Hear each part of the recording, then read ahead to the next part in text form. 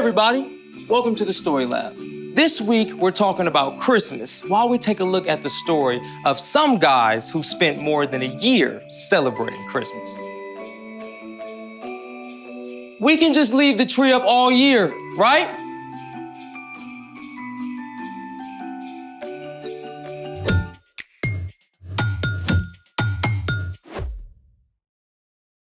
Hey, I'm Carter. And I'm Zeke. We're talking about Christmas, which is celebrating Jesus, God's greatest gift. Gotta be honest, I don't really feel like celebrating. Yeah, it's that weird week between Christmas and New Year's Day. I think we should call it Christmas limbo.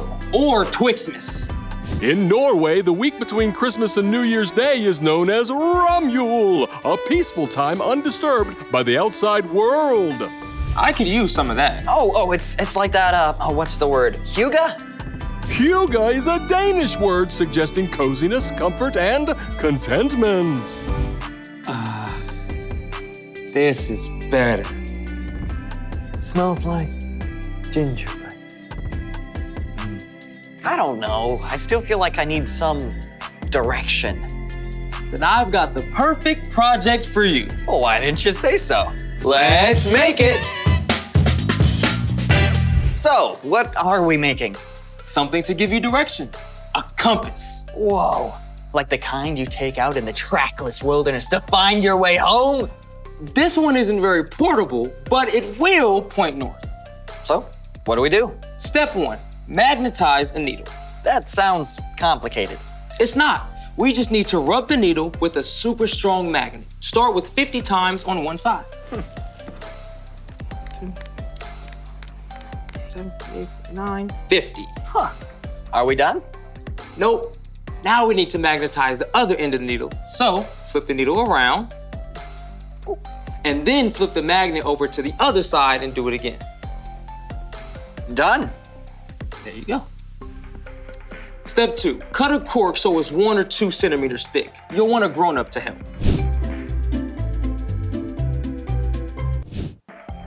You'll also need a grown-up to help with this part. Push the needle right through the center of the cork. A pair of pliers will help.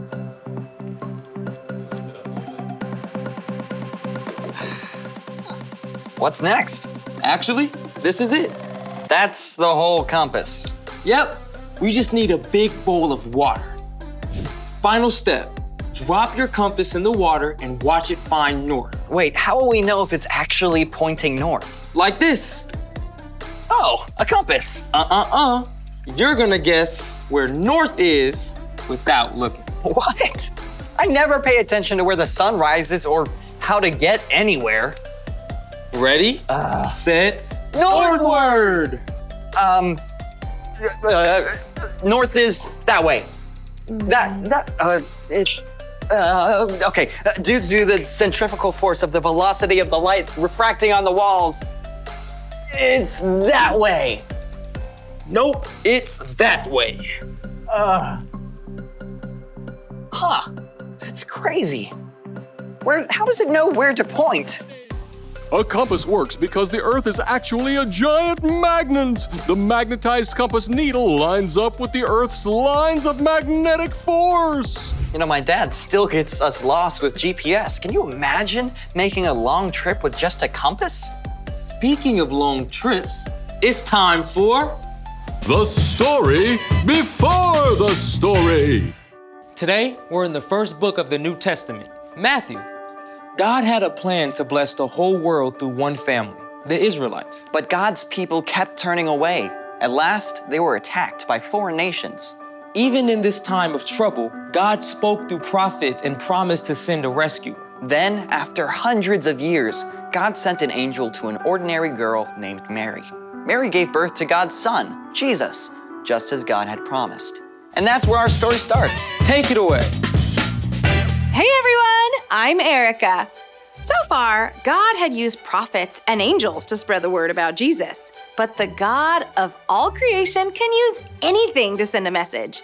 And this time, God placed a special star in the sky.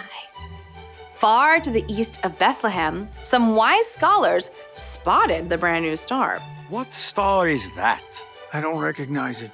Because it's off the charts. What about the ancient Hebrew scrolls? We don't know exactly how these wise men knew about the star, but they probably knew of Daniel, who had served as an advisor in Babylon hundreds of years before. They may have had copies of ancient Hebrew scrolls. A star will come from among the people of Jacob.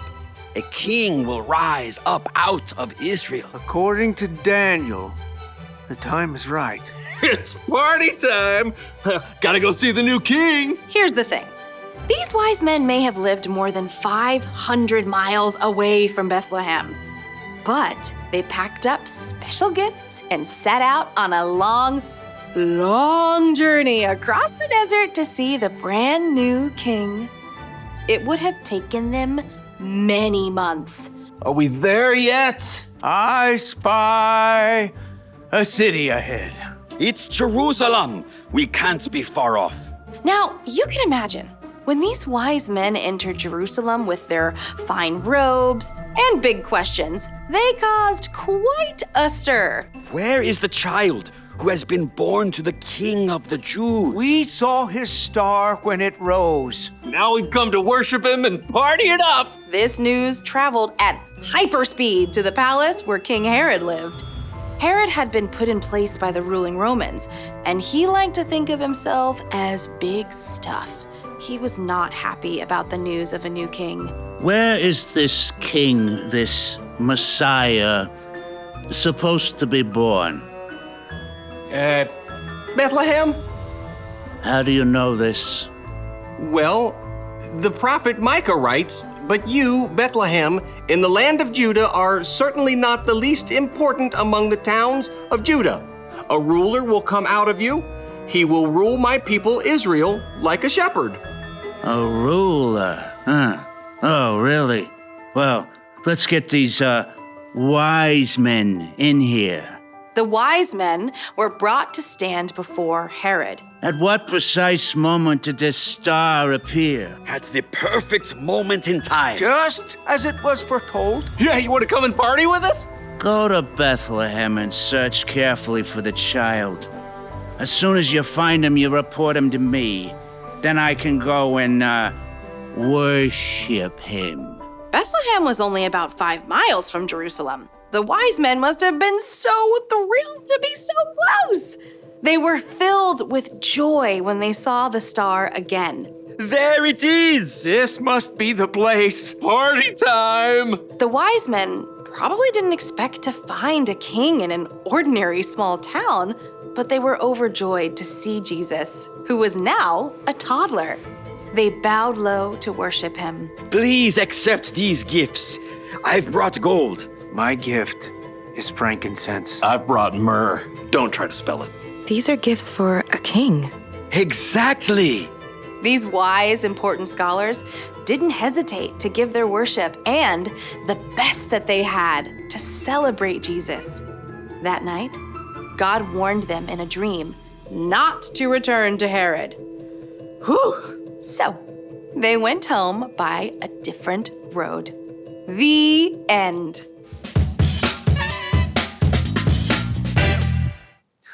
What an epic road trip. Yeah, especially since they didn't know for sure what they would find when they got there. Exactly. It was an adventure into the unknown. So, what's our part in the story? Well, celebrating Jesus isn't something for just one day or 1 month out of the year. After all, there are so many things wrapped up in God's amazing gift. Because of Jesus, we can have hope, knowing God is faithful. And we can have peace because God showed us there's a plan. And we can have joy knowing God's love is for everyone. When you choose to remember God's gift and stay connected to Jesus all year long, you begin to live out these things in your life. It becomes easier to show love to God and to others. I mean, who says we can't have a little Christmas with our spring break? Or summer vacation. That's right. We can choose to celebrate Jesus all year long. See you next time. So, here's the thing. Celebrate Jesus all year long. He can give you the best direction. Do you think the wise men had a compass as well as a star? Nope, not invented yet. Yeah, this would have been kind of difficult to pack on camelback. Thanks for joining us in the Story Lab. See you next time. Compass, point us to more Rumule snacks. I think it's still pointing north.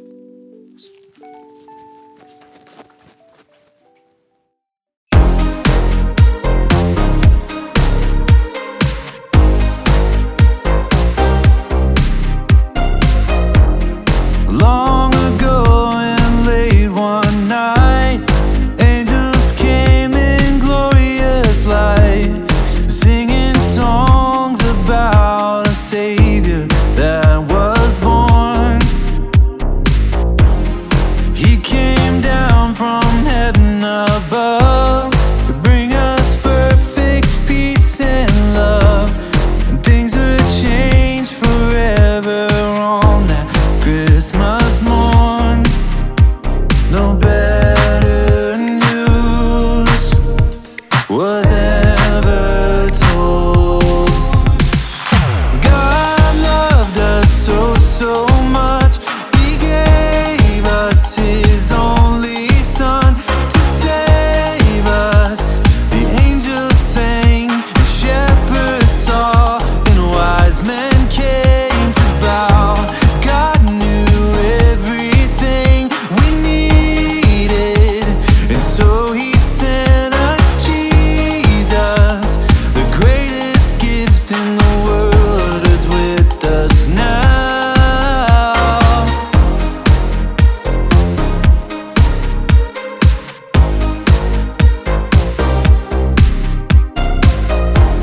Shepherds heard and ran to see what the angels said would be.